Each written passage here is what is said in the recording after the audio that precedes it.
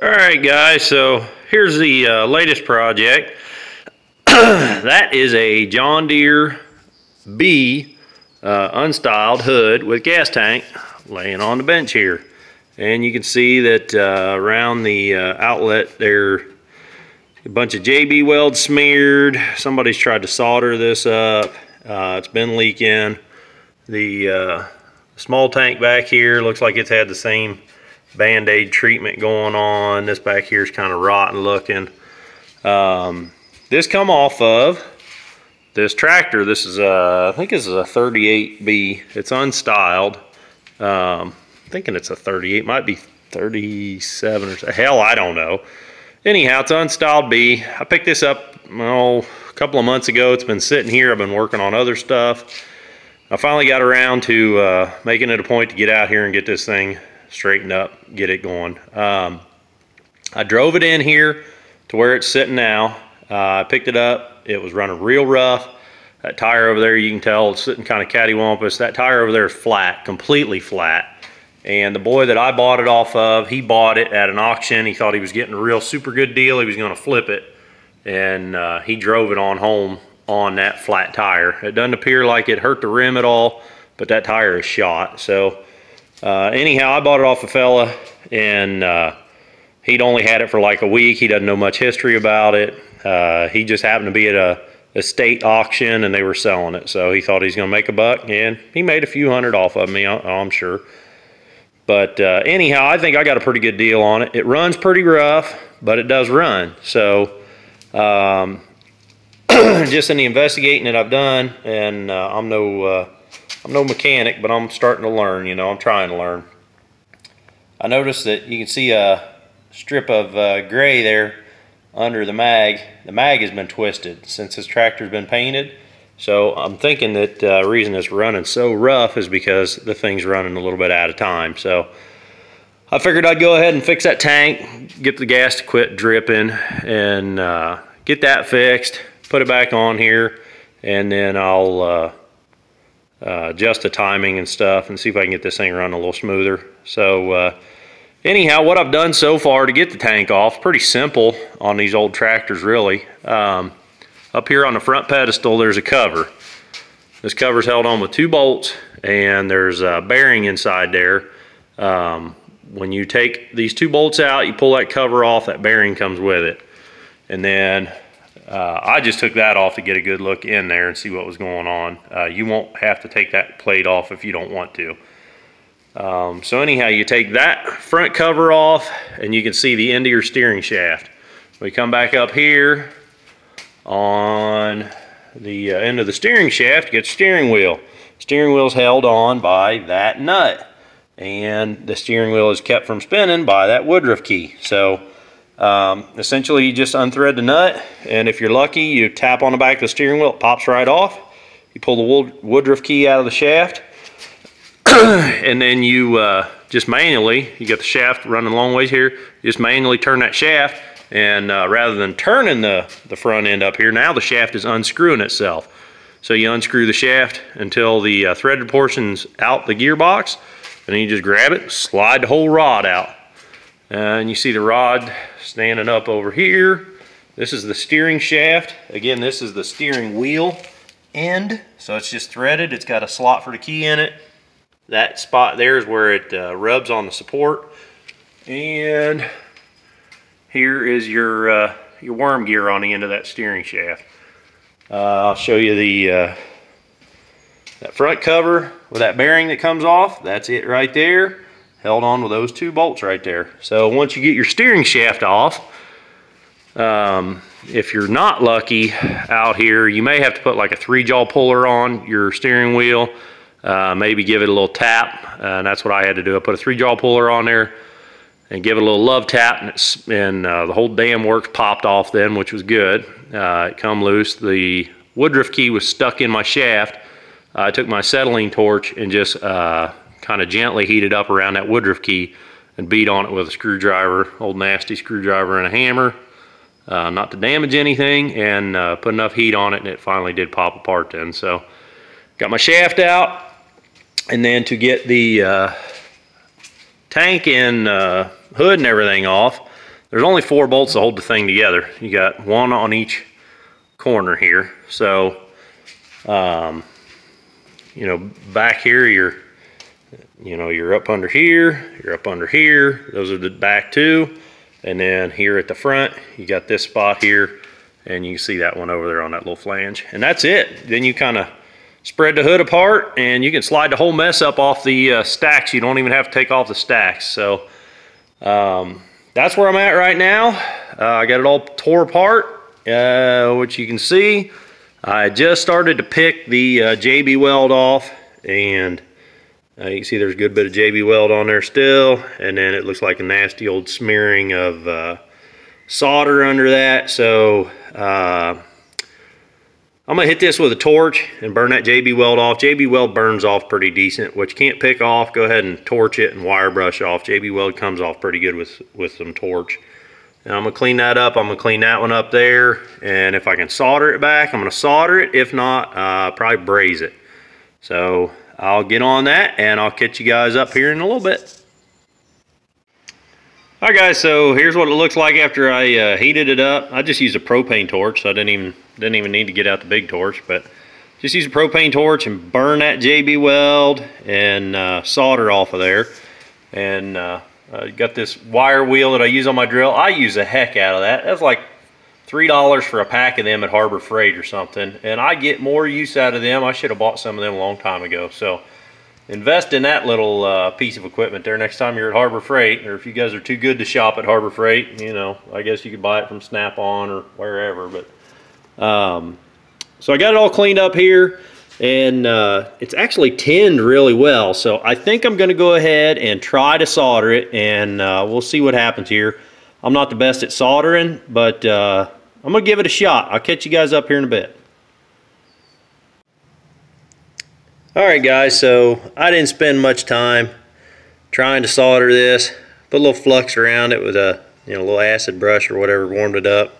Got the flux in there right where I wanted it. You know, that looked good, but it appears that it's sticking to the tank, but not so much the flange. So I'm not even going to risk, testing that out. I'm just going to take that solder back off of there, and I'll braze it. So I just don't feel like it's adhering to that flange like it should. But anyhow, I'll catch you guys up here after I get done brazing it. Alright guys, so here's where we're at now. You can see I've got the sediment bowl threaded on there. I went ahead and brazed that flange on, and I wasn't thrilled with the brazing job. There must have been some impurities on this side, because it didn't look great on this side. The rest of it looked pretty good. So in order to make sure I got a good seal, I went ahead and put some solder on here, and I think now the solder makes it look a whole lot better. My thinking is that the solder would get down in, if there are any holes in the brazing, the solder might fill those holes up. So and plus it just kind of smooths it out. Then I could work that solder in and sand it down a little bit, which is what I did. So I stuck the sediment bowl, just threaded that on there, snug, and I took a wet rag, stuffed it in the fill neck, got my air line running into it. I got me a little container of soap and water, made a whole bunch of bubbles, and smeared a bunch of bubbles on here while I was pressurizing the tank. And I was getting some bubbles off of the shutoff valve here and around the threads. But I wasn't getting any bubbles on what I repaired here. So I feel really good about this repair. So I think we're done with that. It still doesn't look great, but it looks a whole lot better than it did.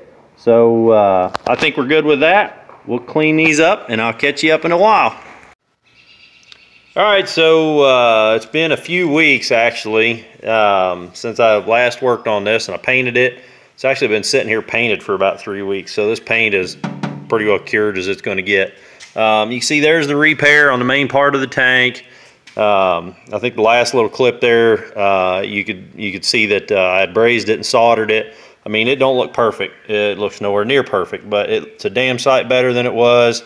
Put a little piece of tape over the hole there to keep paint out of the tank and threads and stuff.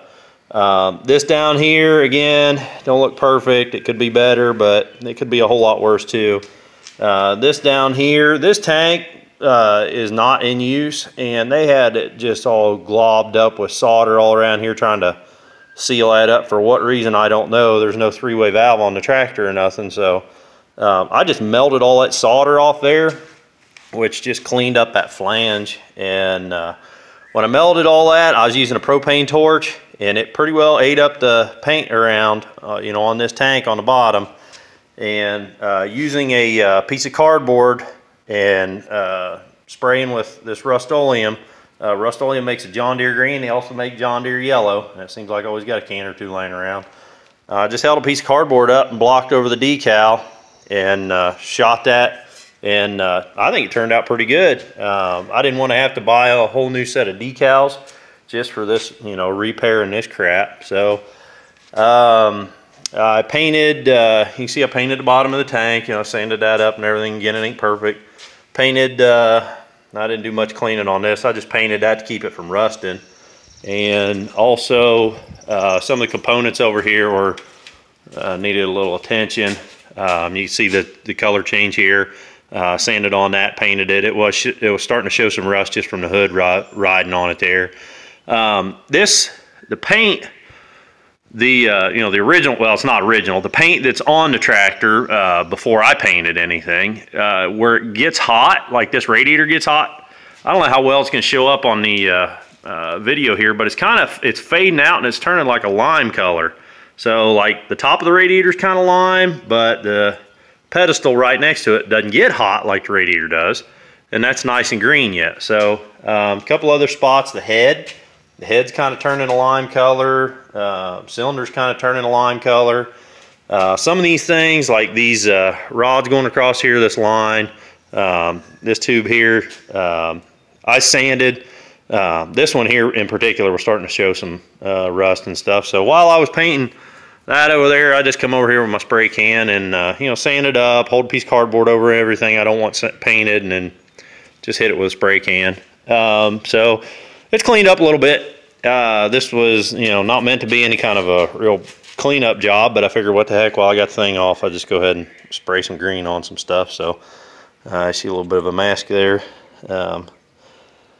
So just wrap tape around there to keep, you know, spray off the threads. Didn't really worry too much about getting on that manifold. It's going to burn it right back off anyhow. So next thing I need to do, you can see I painted the radiator cap. It was turning like a lime color and had a few chips on it. Next thing I'm going to do is go ahead and flip this over, get it mounted back up on the tractor, and also my sediment bowl and shut off valve here. If you remember when I did a pressure test on the tank, and I'm just remembering too, heck, it's been, you know, it's been almost a month ago. I think I was leaky around here, so I'm gonna take this thing apart, see if there's anything I can do to kind of help that out a little bit, and start putting this thing back together. So I'll catch you up here as we go. All right, guys, so as you can see, I got the hood and tank mounted back up on there. I got everything bolted back on. I took my sediment bowl apart, just cleaned some stuff up, kind of, you know, cleaned up the brass valve and seat and stuff in there the best I could with, you know, a little bit of sandpaper real fine. Make sure everything was sealing good.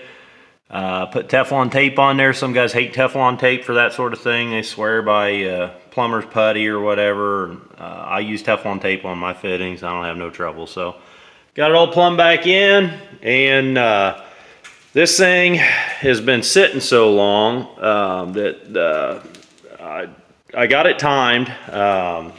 You know, we talked about the mag was a little bit twisted. Well, I went ahead and timed it according to the book and everything. So it's timed right. So I'm getting spark when I should. And I think I got a fuel problem. This thing's just been sitting so long, even since I've had it, that it was running like crap before, but it would run. Now it won't hardly run at all. I can get it to pop. If I shut the throttle all the way down, choke it, kind of roll it over, and then unchoke it and hit it again, and it'll pop like one time, but it will not run at all. So I got to get that carburetor apart, get it cleaned up, and I've been working on getting some tires for it. You can see I got one new tube there, another tube's on the way. Here's tire going on it. So anyhow, subscribe and you'll see me working on this other stuff. But as far as the gas tank repair worked out real well. It looks pretty good. You know, the paint turned out real nice on the repair. You can't tell that that's been painted at all. You can't tell that the top of the hood's been painted either. So there's that radiator cap that I said we painted, and the gas cap got painted too. So anyhow, that's it for this video, guys. I hope it helped a little bit. That's kind of why I make these videos. They're not terribly entertaining, but I'm trying to help the next guy. So if you want to see me working on mounting up tires, and probably I'm going to end up making a video on the carburetor rebuild there too. So if you want to see those videos, click that subscribe button. If this helped you at all, click the thumbs up button, and I'll catch you on the next video, guys.